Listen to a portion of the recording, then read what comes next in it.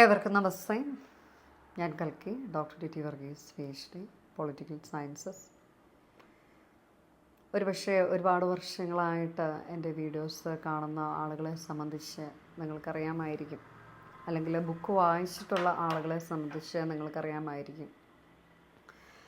പലപ്പോഴും സ്പിരിച്വൽ റലത്തിൽ നിന്നും, ആത്മാവിൻ്റെ ലോകത്തിൽ നിന്നും, ഈശ്വര സന്നിധിയിൽ നിന്നുമൊക്കെയും നമുക്ക് ലഭിക്കുന്ന സന്ദേശങ്ങളുടെ പ്രാധാന്യം എത്രത്തോളം ഉണ്ട് എന്നുള്ളതും അവ നമ്മൾ ജീവിതത്തിൽ ഫോളോ ചെയ്യേണ്ടതിൻ്റെ പ്രസക്തി എന്താണ് എന്നുള്ളതിനെ പറ്റിയും ഇതുവരെയും എൻ്റെ ബുക്ക് വാങ്ങിക്കാത്ത ആളുകളുണ്ടെങ്കിൽ വാട്സപ്പ് നമ്പറിൽ കോൺടാക്റ്റ് ചെയ്താൽ ബുക്ക് അയച്ചു നൽകാവുന്നതാണ്, നിങ്ങൾക്ക് വാങ്ങിക്കാൻ സാധിക്കുന്നതാണ്.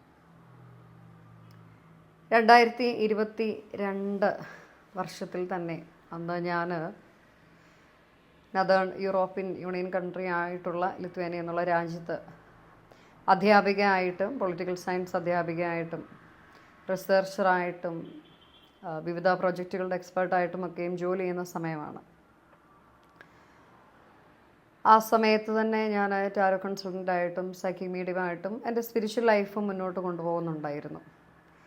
എന്നാൽ ഒരു സമയം എത്തിയപ്പോൾ വളരെ ശക്തമായിട്ടുള്ള ഈശ്വര സന്നിധിയിൽ നിന്നുള്ള നിർദ്ദേശങ്ങൾ എനിക്കുണ്ടായിരുന്നു. അതിൽ പ്രധാനപ്പെട്ട നിർദ്ദേശമായിരുന്നു, ഒരു സമയം എത്തുമ്പോൾ ഞാൻ എൻ്റെ റിലീജിയൻ ഒഫീഷ്യലി ഹിന്ദുയിസത്തിലേക്ക് മാറുമെന്നും, എന്താണ് യഥാർത്ഥ ഈശ്വര ചൈതന്യം, ആ ചൈതന്യത്തിലേക്ക് എനിക്ക് മാറേണ്ടി വരുമെന്നും, വെജിറ്റേറിയൻ ആകുമെന്നും, പ്രാർത്ഥനകൾ കുറേ അധികം സീരിയസ് ആയിട്ട് ചെയ്യേണ്ടി വരുമെന്നും, അതേപോലെ തന്നെ കേരളത്തിനെ സംബന്ധിച്ച് വളരെ വലിയ ഒരു വിപത്തിൽ നിന്നും കേരളത്തിനെ സംരക്ഷിക്കുവാനായിട്ട് പ്രാർത്ഥന മുഖേനയും അല്ലാതെയും ഇടപെടേണ്ടി വരുമെന്നും ഒക്കെയുള്ളത്. അന്ന് 2022 ഞാനും വിഷ്ണു സാറും ഞങ്ങളവിടെ സെറ്റിൽഡാണ്.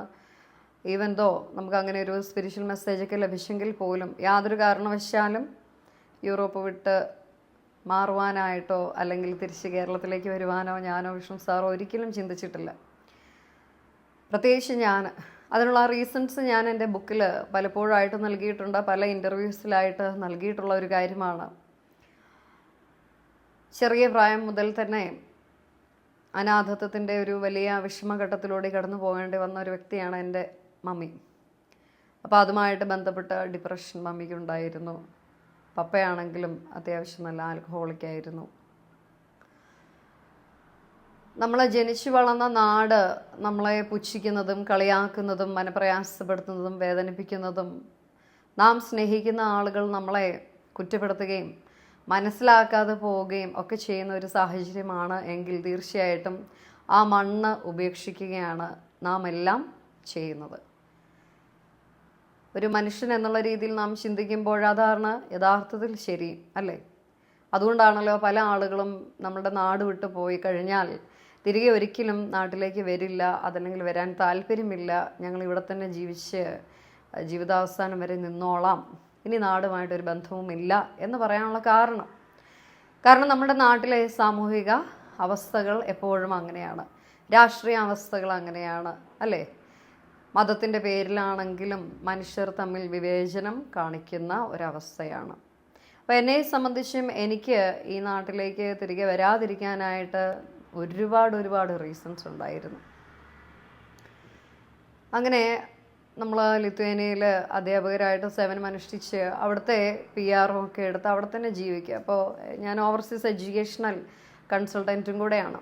ലിത്വേനിയൻ എല്ലാ യൂണിവേഴ്സിറ്റീസിൻ്റെയും ഒഫീഷ്യൽ കൺസൾട്ടൻറ്റാണ്, ഇപ്പോഴും ആണ്. അപ്പോൾ എന്നെ സംബന്ധിച്ച് ഞാൻ നാട്ടിലേക്ക് വരേണ്ട ഒരു കാര്യവുമില്ല. എനിക്ക് എൻ്റെ സ്പിരിച്വൽ ലൈഫ് വളരെ ശാന്തമായിട്ട് സ്വസ്ഥമായിട്ട് എൻ്റെ ബിസിനസ്സിനോടൊപ്പം തന്നെ ജോലിയോടൊപ്പം തന്നെ ഞാൻ മാനേജ് ചെയ്ത് കൊണ്ടുപോകുന്ന ഒരു സാഹചര്യമായിരുന്നു. എന്നാൽ ഈശ്വര കൽപ്പനകൾ തിരസ്കരിക്കുവാനായിട്ട് ഒരിക്കലും പാടില്ല എന്നുള്ളതിൻ്റെ ഏറ്റവും വളരെ വ്യക്തമായിട്ടുള്ള ഒരു ഉദാഹരണമാണ് എൻ്റെ വ്യക്തിജീവിതം.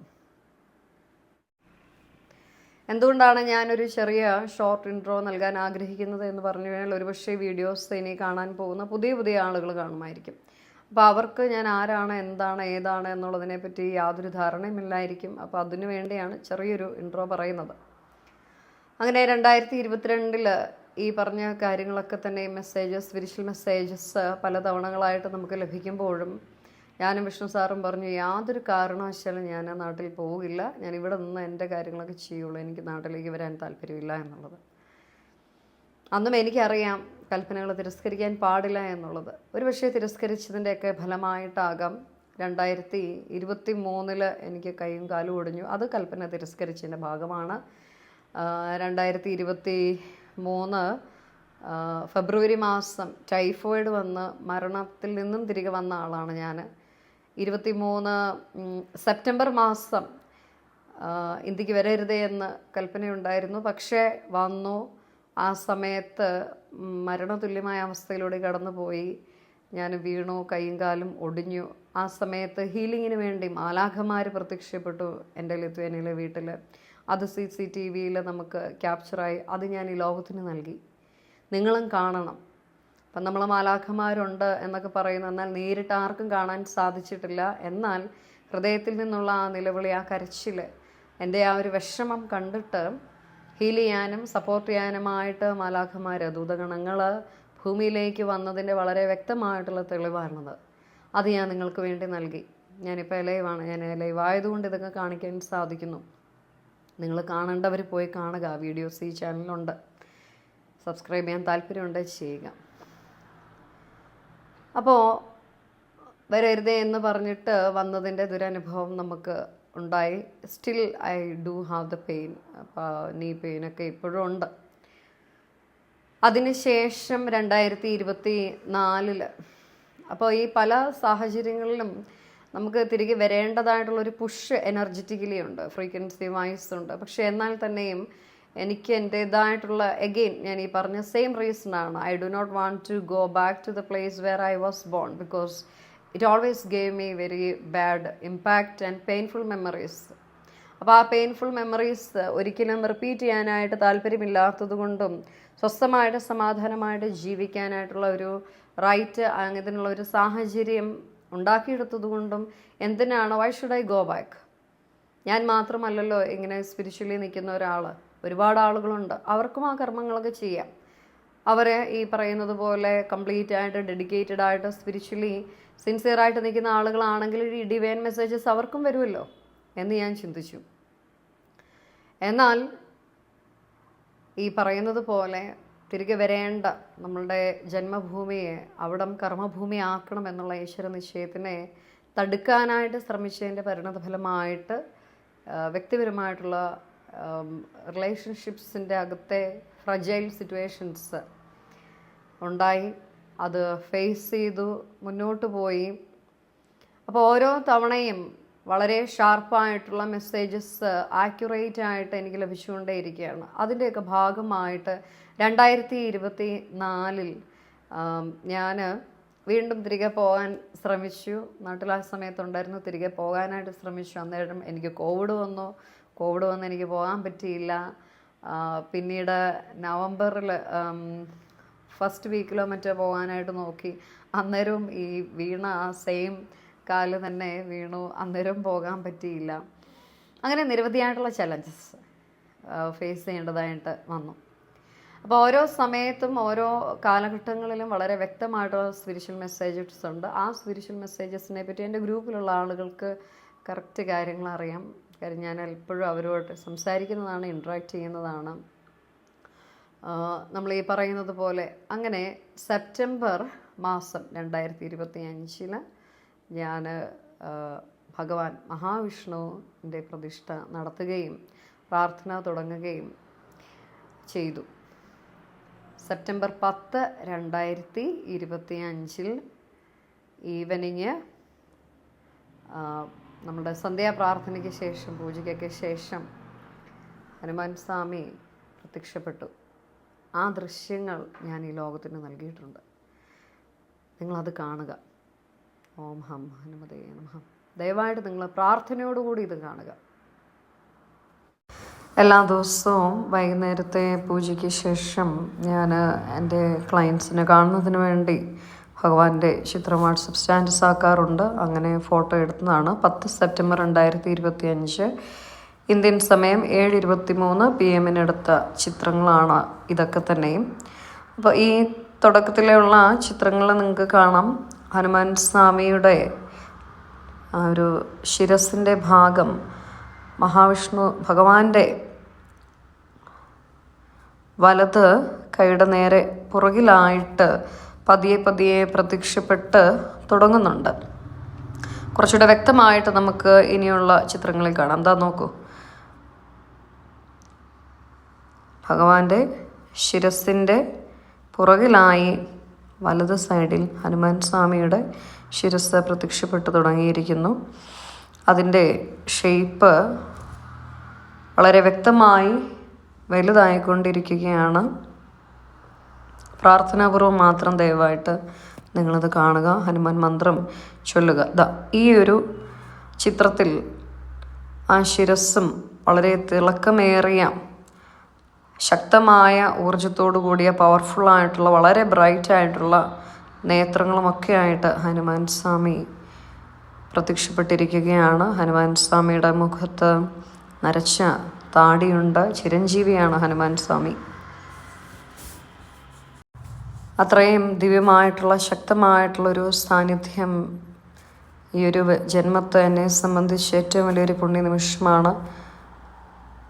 അത് നിങ്ങളെ കാണിക്കുവാൻ സാധിച്ചില്ല. നന്ദി പറയുന്നു ദൈവത്തിന്.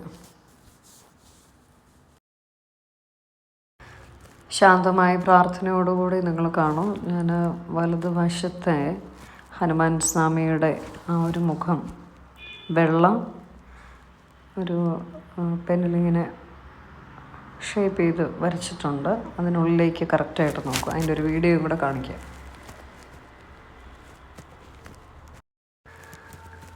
ഈ സ്ക്രീൻ റെക്കോർഡ് നിങ്ങൾ നോക്കുക. അതിൽ ഞാൻ സൂം ചെയ്ത് കാണിക്കാം. നിങ്ങളുടെ വീട്ടിലെ പ്രായമുള്ള ആളുകൾ അല്ലെങ്കിൽ ചെറിയ കുട്ടികൾ മുതൽ ഇത് കണ്ട ആളുകൾ ഒരുപാട് അനുഗ്രഹങ്ങൾ ലഭിച്ച് എനിക്ക് മെസ്സേജ് അയക്കുന്നുണ്ട്. ഇനിയും ഇത് കാണാൻ ഭാഗ്യമുള്ളവരൊക്കെ കാണട്ടെ, കാര്യങ്ങൾ മനസ്സിലാക്കട്ടെ. പലരും പറയുന്നത് ഞാൻ ശ്രദ്ധിച്ചൊരു കാര്യമാണ്, വിഗ്രഹങ്ങളിൽ കാണുന്ന രൂപമൊക്കെ മനസ്സിൻ്റെ തോന്നലാണ് എന്നൊക്കെ പറഞ്ഞുകൊണ്ട്. യഥാർത്ഥത്തിൽ ഇത്തരത്തിലെ അറിവില്ലായ്മകൾ പറഞ്ഞു പരത്താതിരിക്കുക, ദേവതകളെയോ മാലാഖമാരെയോ ദൈവിക ചൈതന്യങ്ങളെയൊക്കെ പുച്ഛിക്കാതിരിക്കുക. പ്രാർത്ഥനാ മനോഭാവത്തോടുകൂടി ശാന്തമായി സ്വസ്ഥമായും നിർമ്മലമായ ഹൃദയത്തോടുകൂടി നിങ്ങൾ പ്രാർത്ഥിക്കുക. ദേവതകൾ പ്രത്യക്ഷപ്പെടുന്ന ഒരു വലിയ ദൃശ്യങ്ങളാണ് ഇവിടെ കാണുന്നത്. മഹാവിഷ്ണു പ്രത്യക്ഷപ്പെട്ടതിൻ്റെ ഞാൻ പിന്നീട് കാണിക്കാം.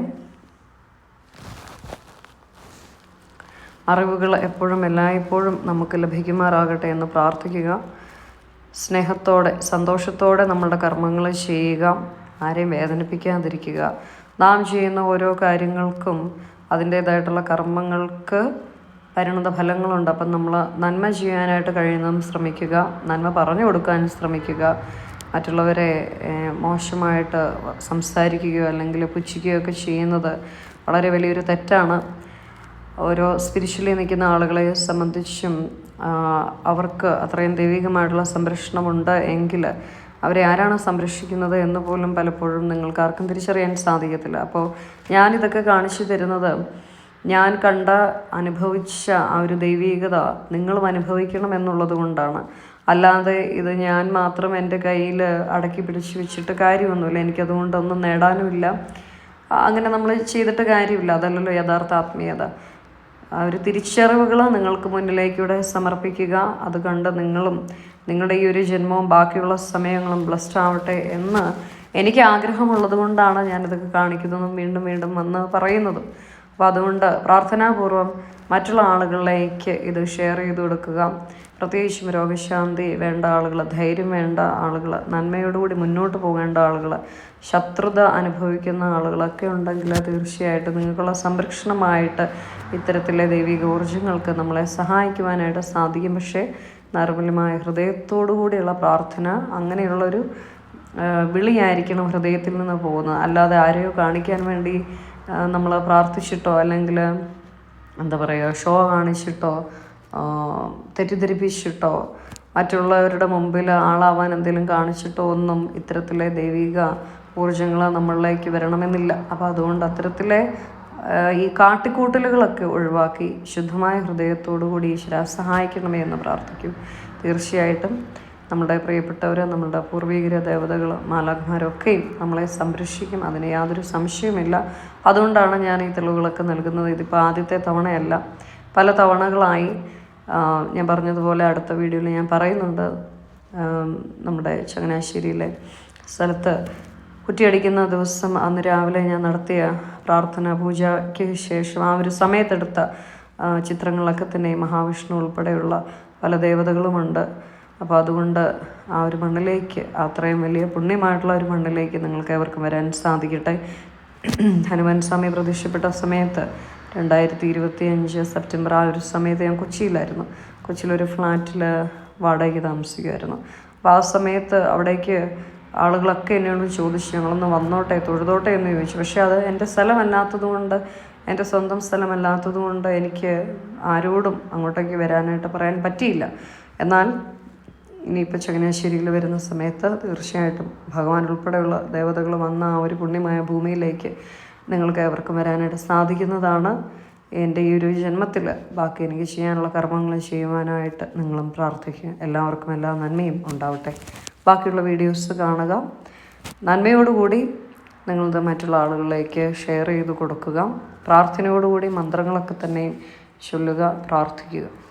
Okay, thank you.